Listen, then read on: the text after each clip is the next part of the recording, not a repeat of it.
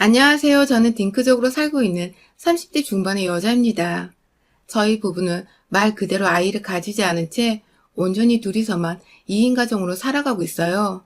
둘 사이에 아이는 없지만 이게 다 합의된 것이고 4살 연상의 남편과 저는 여전히 아이만 없을 뿐 연애할 때처럼 서로 많이 아끼고 사랑도 하고 때로는 친구처럼 정말 다정하고 찐하게 친히 지내는 사이입니다. 남들이 딱히 뭐라 하지 않은 이상 지금의 삶에 불만을 가져본 적도 없고 앞으로도 그럴 일은 없을 것 같아요. 저희 부부가 처음부터 딩크족을 꿈꿨던 건 아닙니다. 저희도 한때 지금도 지나가다 보이는 아이들이 예쁘지만 예전엔 내 몸으로 직접 키워서 낳은 아이를 원하기도 했었고 그렇게 아이 소리가 들리는 시끄러운 가정을 가져보는 걸 꿈꾸기도 했죠. 하지만 어디 세상살이가 그리 쉽던가요. 어릴 적부터 엄마가 본 뒤 못다 이룬 꿈을 저를 통해 이루게 하고 싶다며 죽어라 없는 살림에 미술학원에 보내며 저를 뒷바라지 하셨고 그렇게 저는 고등학교도 예술고로 진학을 하고 대학도 디자인을 전공해 졸업을 했는데요. 이게 막상 엄마의 꿈을 대신 이뤄드렸다는 생각이 벅차고 즐거웠지만 현실은 그리 꿈처럼 마냥 좋지가 않더라고요. 취업을 하기도 힘들고 한번 취업을 해도 열정페이를 바라는 욕 나오는 회사들은 또 어찌나 많던지 이게 내 밥벌이로 가당키나 할까 싶었던 순간들이 여럿 있었지만 딱히 다른 것을 잘하는 것도 아니었던 저는 어쩌다 보니 울며 겨자 먹기로 제 전공을 살려 디자인 업계에서 박봉으로 하루살이처럼 매일매일 살고 있었습니다. 그러다 보니 저 하나 챙기는 일이 세상에서 가장 소중해졌어요. 매일같이 회사에서는 상사한테 죽어라 뜯겼고 그렇게 퇴근을 하고 집에 오면 힘들어서 풀이 죽어있는 절 보며 엄마는 또 엄마라고 하소연을 하며 잔소리를 하시니 여기저기서 사람들 말 때문에 제 귀가 막 썩어 들어가는 기분까지 들었습니다. 당장에 독립은 하고 싶은데 또 그럴 만한 금전적인 여유가 없어 실행에 옮기지도 못하고 저는 제 20대를 거의 이런 식으로 매일 전쟁을 치르듯 우울하고 답도 없는 인생 마냥 살았어요. 딱 그렇게 확 아무도 모르게 거품처럼 세상에서 사라져버렸으면 좋겠다 싶던 때에 지금의 남편을 만났습니다. 제가 퇴근을 하고도 집에 들어가기 싫다는 이유로 자주 동네에 있던 구리 도서관을 이용했었는데요. 거기서 저같이 직장인인 듯 양복을 입은 딱 한 사람이 더 있었는데 그게 바로 저희 남편이었어요. 그냥 모두 다 시험 공부를 하는 학생들이나 나이 드신 어른들이 앉아 계시는 풍경이었는데 그중 눈에 띄는 사람이라 저도 몇 번 쳐다봤었고 그러다가 둘이서 눈도 자주 마주쳤는데 거의 반년 정도는 서로 인사는커녕 말 한마디 나누지 않은 채 각자 할 일을 하고는 사라지곤 했죠. 저는 저대로 하루 종일 회사에서 지쳐버린 마음을 책으로 위로하고 있었고 나중에서야 연애를 하며 알게 된 건데 남편은 당시 회사를 다니면서 퇴근 후에 자격증 준비를 하고 있었다 하더라고요. 그렇게 저희는 공통분모도 없고 그냥 각자 할 일을 하려고 구립 도서관에 왔다가 6개월 정도 안면을 튼 후에야 제가 먼저 대시하면서 처음으로 대화란 걸 나눠봤습니다. 딱히 이 사람을 꼬셔야겠다는 마음은 아니었어요. 그냥 정말로 이 사람이 뭘 하는 사람인지가 궁금했어요. 그래서 그냥 도서관에 갈 때마다 남편도 와 있을라나 하는 은연중에 궁금증이 생기곤 했고 오래 보다 보니까 꼭 아는 사람이었던 것처럼 어느 순간부터 친근감이 느껴지기도 했어요. 그러다 보니 자연스레 말도 걸고 싶었고 이왕이면 한 동네에서 서로 알고 지내는 오빠 동생 사이가 되어보고 싶기도 했어요. 전혀 이성으로의 호감에서 비롯된 생각이 아니었는데 왜인지 평소와는 달리 이 남자한테 말 걸어보고 다가갈 용기가 생겼던 것이었죠. 이에 대해선 지금까지도 제 성격을 모조리 파악한 남편조차 무슨 용기로 자기한테 먼저 말을 걸었던 거냐고 놀라할 만큼 저희에겐 화제거리랍니다. 아무튼 저는 먼저 말을 걸었을 뿐인데 기다렸다는 듯이 남편은 저와 함께 커피를 마시고 싶었다는 예기치도 못한 말을 꺼낸 바람에 제가 잠시 얼굴이 붉혀지기도 했었고요. 그간 자신도 저를 보고 있었으며 정장을 입었는데 퇴근 후 독서를 하러 오는 건지 아니면 자신처럼 무언가 공부를 하고 있는 건지가 궁금했다며 속사포처럼 말을 쏟아내던 남편의 모습에 저는 이런 사람인 줄 몰랐다며 속으로 손사래를 치기도 했죠. 아, 정말 이 사람과는 동네 오빠 동생으로 지내면 정말 재밌겠다라는 생각으로 처음 말을 나누고서도 반년 정도는 정말 그렇게 친한 동네에 아는 사람으로만 지냈습니다.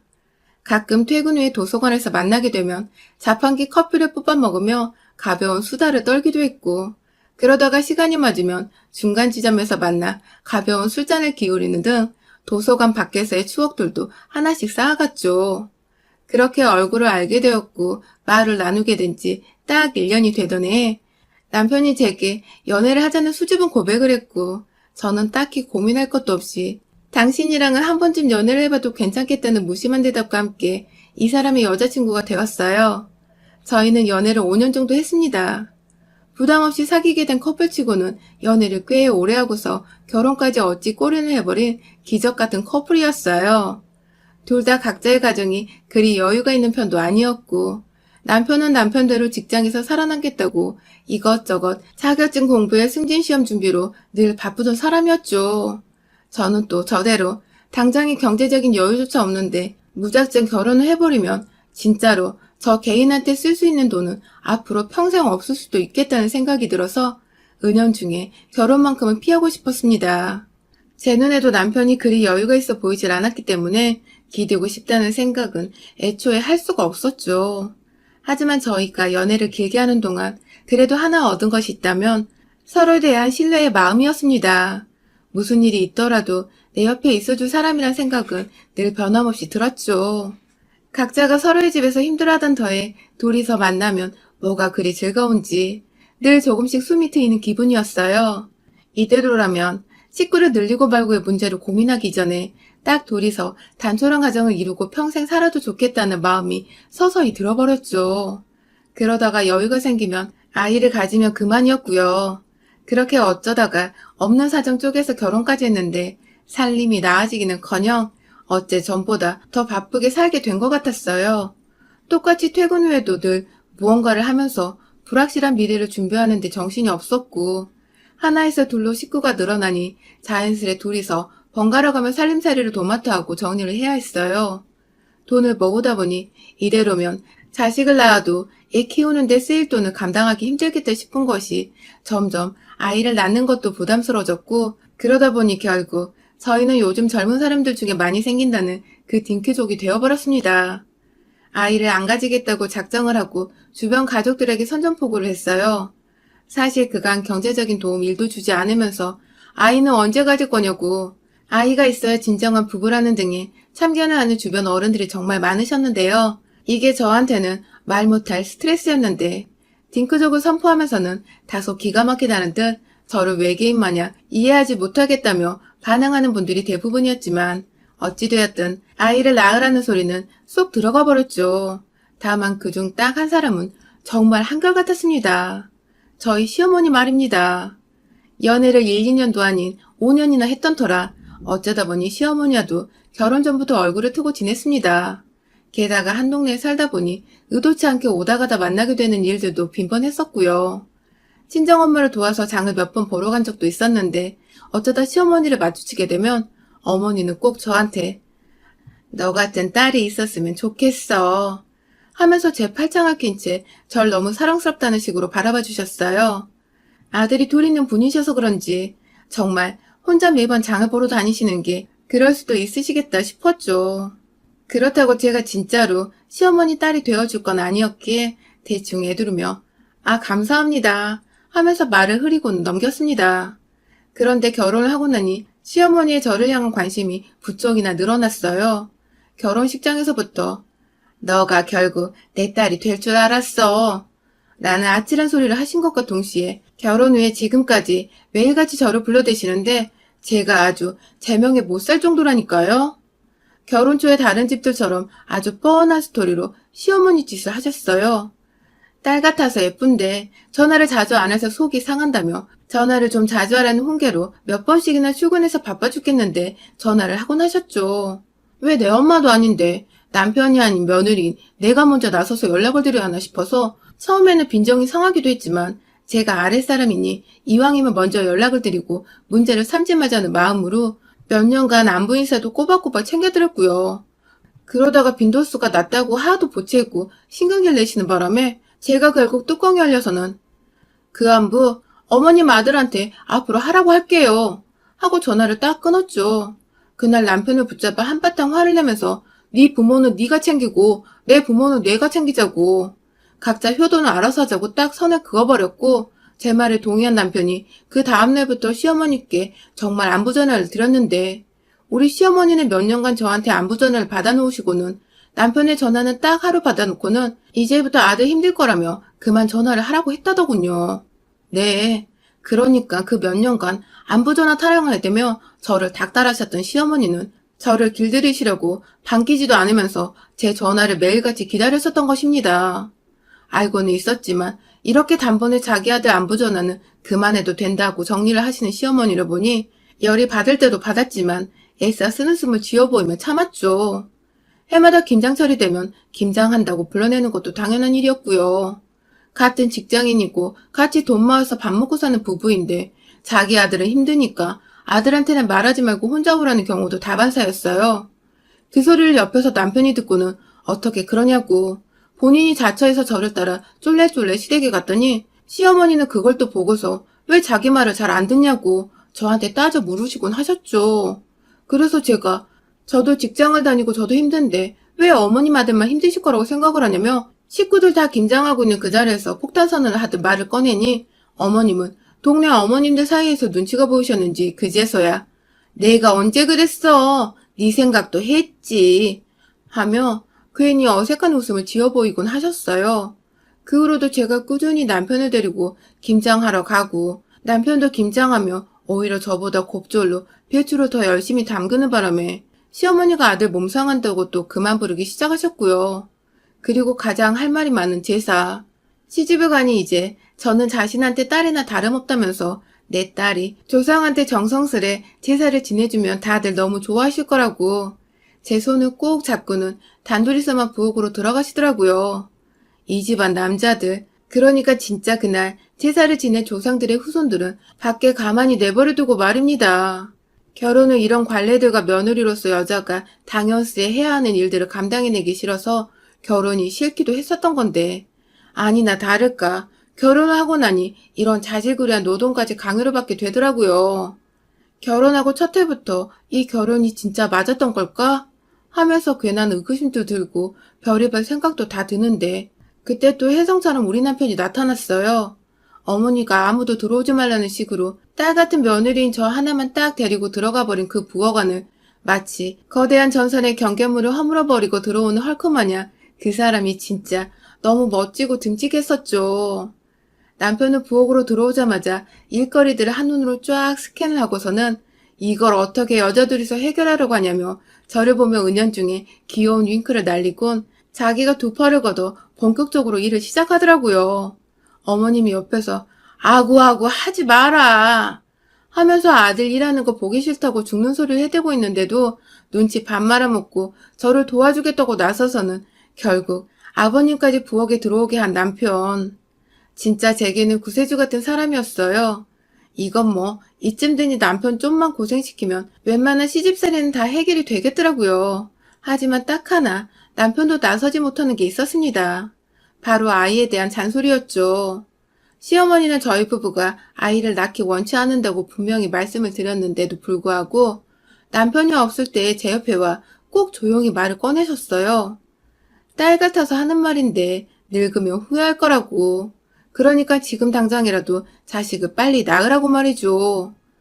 처음엔 이런 식으로 진심으로 절 걱정하듯이 말을 하셨어요.